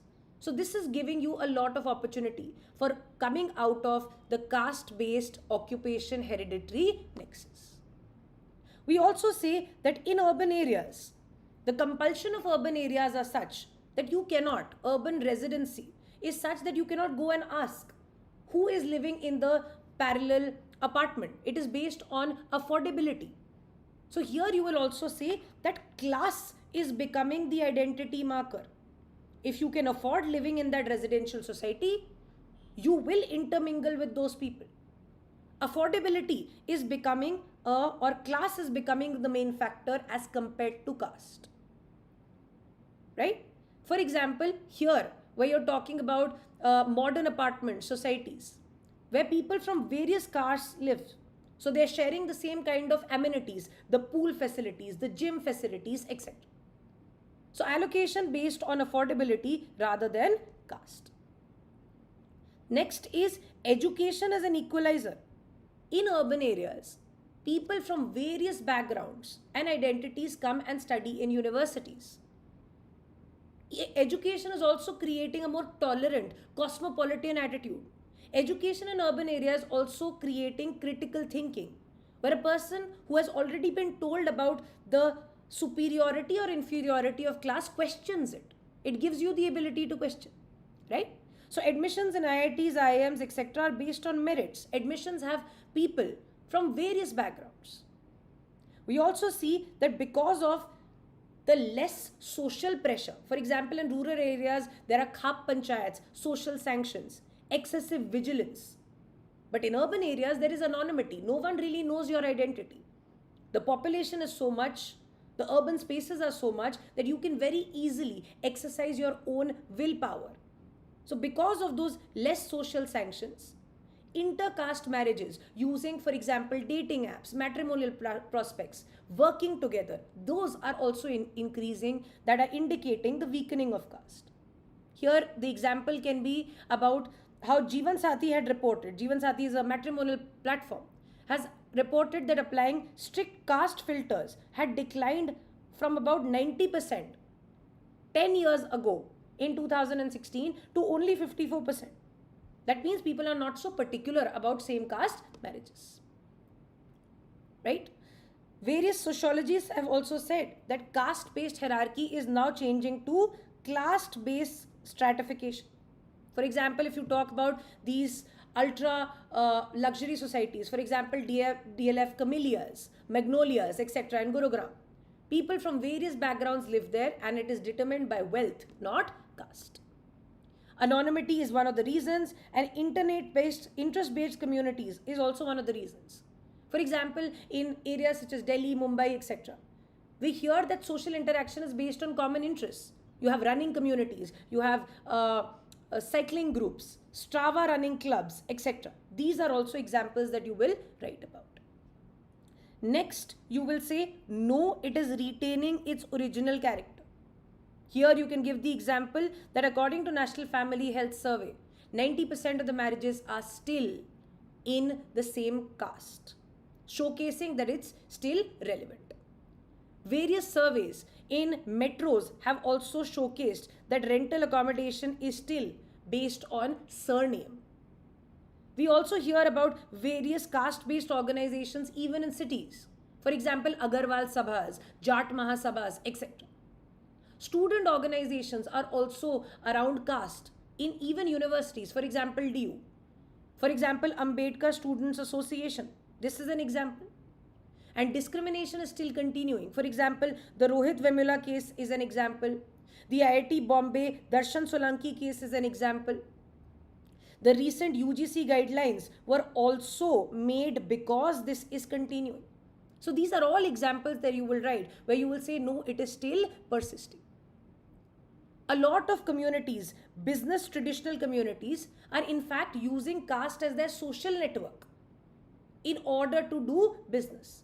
So Marwari communities will have intra-community business networks for getting finance, for getting loans, for being vendors to other businesses, etc. Right? It's assuming new forms. That means now caste-based identity assertion is increasing. For example, if you hear about various raps, songs, they will have a caste link associated with it. And a lot of people will be blazing that music in urban areas. For example, Jata Ka Chhora is one of the very popular songs that a lot of people will be playing. Right? A lot of communities will be using that as social capital. Right? Demand around caste reservation is also increasing. Caste-based census, subcategorization, etc. Right? So these are the new forms that you will talk about. Last but not the least, you could just write one line around the change also in rural areas as a contrast. This is not the requirement of the question. Nevertheless, just one line on rural contrast as compared to urban would give you maybe half a mark extra. Let's go to the next question. Critically examine the challenges of demographic transition in contemporary India. Now, this is a fairly predictable question. We did it in the mains classes as well. This is related to population as a topic. This was in news because of the TFR decline to 1.9 in India, the reduction in total fertility rate. This was also asked as a previous year question where UPSC had focused on a question on demographic winter, and therefore this was on one of the most predictable lines. Two things have to be understood here. One, it is not just talking about TFR decline. TFR decline is one of the population changes that are happening. That means you have to talk about other changes as well, right? So first, this question could have you define what kind of changes are happening in the country. You could talk about that. You could give examples about that. And then based on this, you had to write about what are the challenges that were happening because of these changing. For example, if TFR is declining, what is the challenge? 1, 2, 3, 4. If aging is happening, what is the challenge? 1, 2, 3, 4. If demographic dividend or young population is still there, what are still the challenges? 1, 2, 3, 4. So what is the demographic transition? Along with this, what are the challenges? That can be one of the ways to answer this question. The second way to answer this question is you first talk about the changes that are happening and then discuss the challenge domain wise. Economic challenges, political challenges, security challenges, environmental challenges, right? That can also be one of the methods to answer this question. But since this question asked critically examine, you had to also speak about what are the opportunities associated with this population change. If you don't mention this, then the answer is not complete. So other than the challenge, you should also talk about the opportunities associated with this demographic transition. Even if briefly, not in a long form, but it has to be addressed as well. Right? Okay, let's go to this. For example, these are the changes that you can read about. I'm not going to go through all of them. I'm just going to briefly tell you. First, declining TFR, which was in the news, it has come to 1.9 according to the UN population report. The rising life expectancy, that means aging is increasing. You could have also spoken about that. India's share of elderly is set to become 20% by 2050. That is going to be a sharp rise than what it is right now. India still has a huge demographic dividend. And because more than 68% of the people are in the working age group, that is a transition. Then we also see demographic divergence in the country, divide. That means the northern states, the TFR has not dipped too much. But in the southern states, the TFR has dipped a lot. So that is also a challenge. That population, the transition is not happening similarly in a one-size-fits-all approach in the whole country. For example, in Bihar, it is still as high as 3. But in Kerala and other states, it has dipped below fertility levels or replacement levels. Another demographic transition is urbanization. That urbanization is increasingly increasing with migration from rural areas to there, leading to, for example, ruralization or feminization of agriculture, etc. Families are changing. One child households or no child households, nuclear families. And we still have population momentum. Why? Because even though fertility has started to decline, but the number of people that India has, it will still maintain India's population increase till a very long time. So even with fewer births, large number of people in the reproductive age will still sustain the population. These are the changes or the demographic transition that you have to first talk about. Not just TFR alone. Okay? Then of course you can go one thing at a time or you can go domain at a time. Economic challenges, political challenges, security challenges, social challenges, environmental challenges. That can also be a structure for your answer. So here with declining TFR, first things first, the future workforce is going to reduce. We've already witnessed example in Kerala, labor shortages. There is going to be rise in old age dependency, of course, because the aging population will be a dependent population. So healthcare expenditure, pension expenditure, etc. is going to increase. There is closure of schools, etc. wherever there is a decline. Very important challenge is going to be how will our recruitment in the security forces, army recruitments, be maintained if the young population is shrinking because of TFR decline. Again, a challenge is that the demographic dividend that we have now, the window for reaping it is becoming smaller and smaller with time. And a very popular term which was also in the editorials is that India, there is a risk of growing old, that we become an aged population or an economy before becoming a developed country. So if we do not use our demographic dividend on time, aging might surpass the workforce that we have and we might not reach the development level. The second problem is relating to population aging. Healthcare burden is going to increase. Non-communicable diseases are responsible for 60% of deaths or mortality. For example, Kerala has launched elderly-friendly health initiatives already. Pension-based fiscal burden is going to increase of the dependent population. With this kind of migration and with no child households, there also might be neglect, emptiness syndrome, etc. due to aging. There is also demographic divergence, that means divide. And this can create tensions. For example, if any migration is happening from one state to another, There might be an anti-migrant sentiment. There might be labor shortages in southern states while northern have surplus. For example, construction in Karnataka relies a lot from workers from these regions, right? A lot of conflict might happen because of this divergence. For example, conflict related to what population status is to be used in delimitation exercise is already a contested topic between north and south. Job inequality can lead to protectionism in these areas. And of course, policies cannot now be made in one way. For north, it has to be different. For south, it has to be different. For north, we have to focus on skill development. For south, we have to speak about reaping the silver dividend. So this has to be changed, and this is the challenge. Excessive migration in urban areas is creating a challenge. Slums, dharavi, unplanned urbanization, urban sprawl, these are examples. The informal nature of employment that is increasing in urban areas, that is a problem.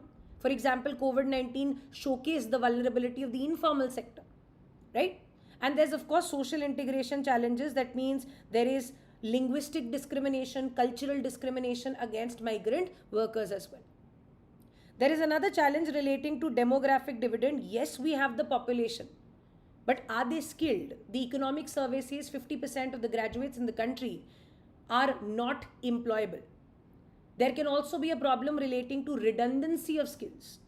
Are we skilled in the skills of the future with the advent of AI, or will it lead to mass layoffs, etc.? Are we skilled for sending India's population abroad as a net labor provider, right? Do we have proper care economy based setups to ensure that India's female labor force is increasing?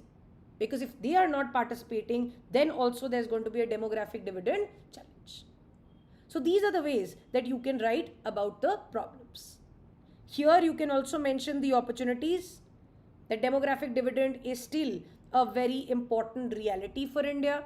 India can become a global manufacturing hub because a lot of companies are relocating from aging economies, for example, South Korea and Japan, and come to India because we still have a relatively younger population.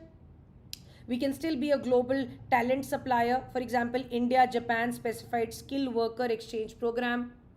We also have a very flourishing startup innovation ecosystem, right? A positive advantage of decline in TFR will be that more and more women will now come and join the workforce because the burden is going to reduce. It can also means that we can focus on few children with better assistance. That means human capital investment can enhance with less number having better quality. So quantity versus quality. And of course, the increase in aging can create opportunities of silver economy. That means specialized geriatric healthcare demands can increase, right? And the silver economy concept can be an opportunity. That's all that you need to know from that particular question. Let's come to the last question. Evaluate the impact of globalization on India's youth in 3 domains: social, political, economic, cultural. That means the structure for this question is fairly simple. You have to talk about social sector. The impact will be positive 3 points. The impact will be negative 3 points. Similarly, globalization's impact on political aspects of Indian youth, positive 3, negative 3. Similarly for economy, similarly for culture, right? Of course, you can say intensification of worldwide social relations, according to Anthony Giddens, has reshaped the aspirations, what people or youth wants to do, how do they identify, and what are the opportunities that they have, is changed by globalization, with the world coming together, right? India is the world's 3rd largest startup ecosystem, and this demonstrates the economic potential. But there are also concerns because of digital addictions, social media addictions, the mental health of Gen Z, etc. So there are positives as well as there are negatives, right? So of course, evaluate the impact. The impact will always be positive and negative. Is this clear, everyone? Okay. Let's start with this. So in the social sphere, we can say the youth can be aware about various other demands, movements, etc. For example, Fridays for the Future is an environmentally conscious movement that Indian youth can participate using social media, can be aware and emulate this kind of environmental consciousness is in here. So yes, this leads to global social activism. It can lead to better ideas about gender equality inclusion.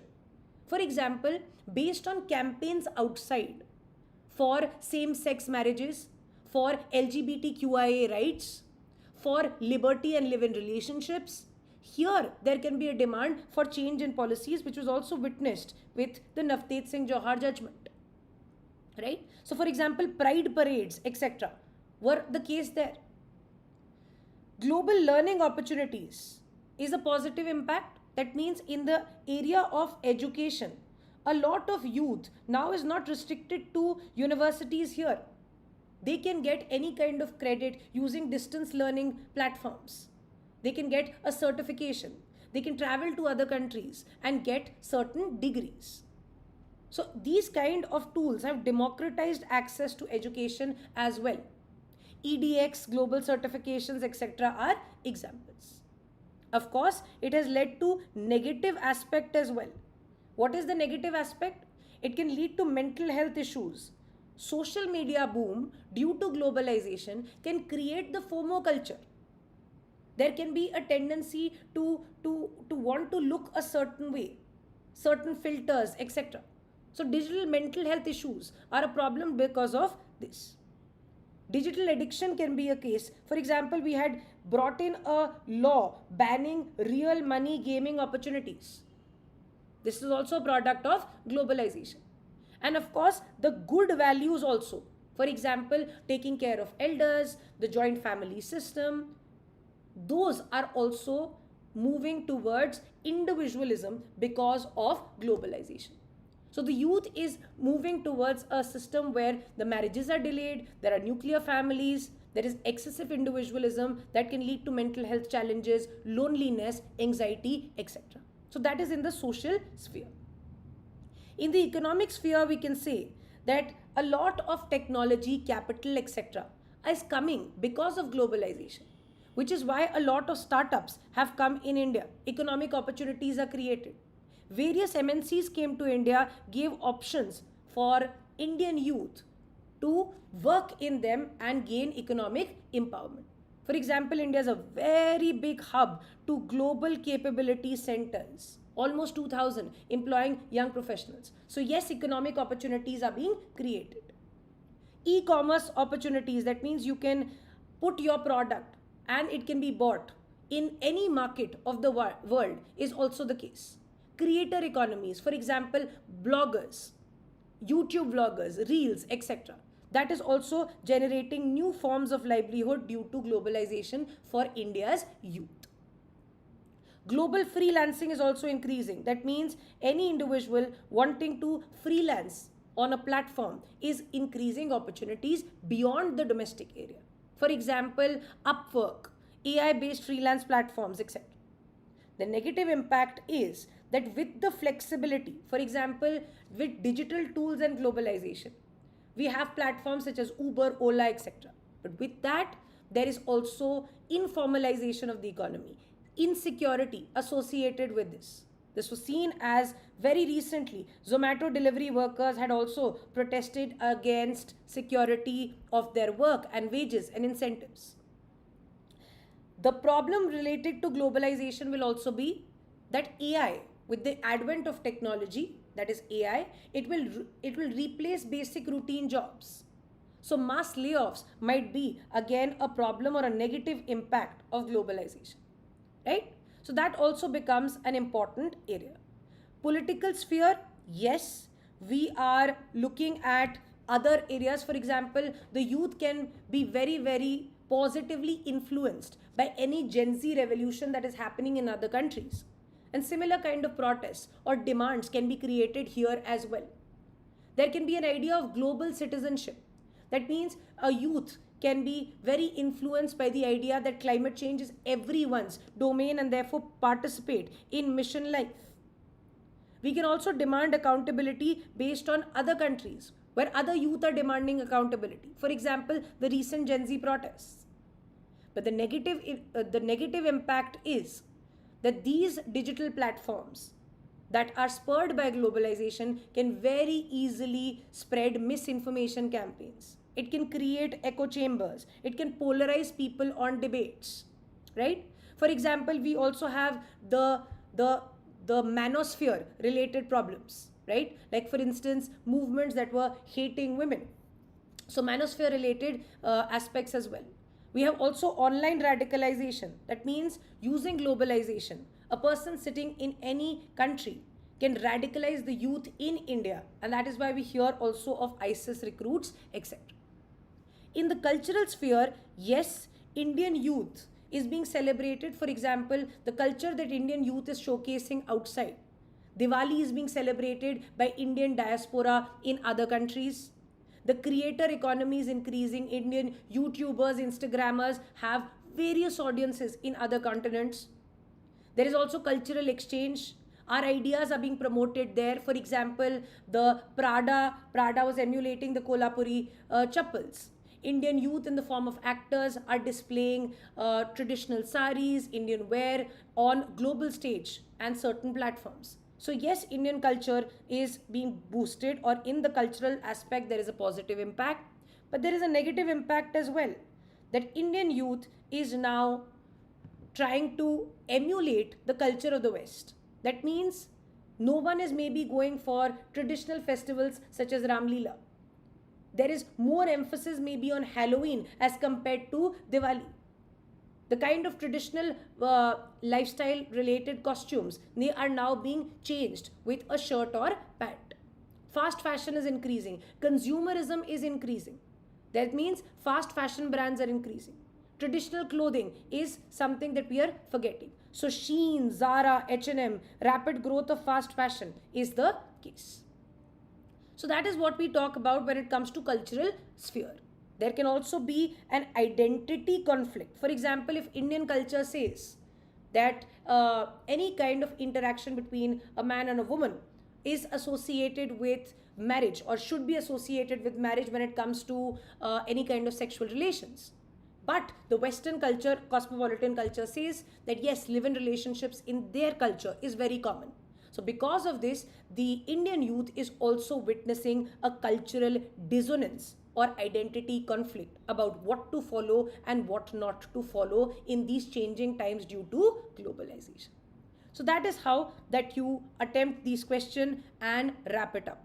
It was simple according to me. The questions were very direct, except for one, the digital technology question, which was a little different than what has been asked previously. The others were absolutely according to the syllabus, according to previous year questions. And if you have studied decently enough, you could easily attempt the society section and get an edge in these.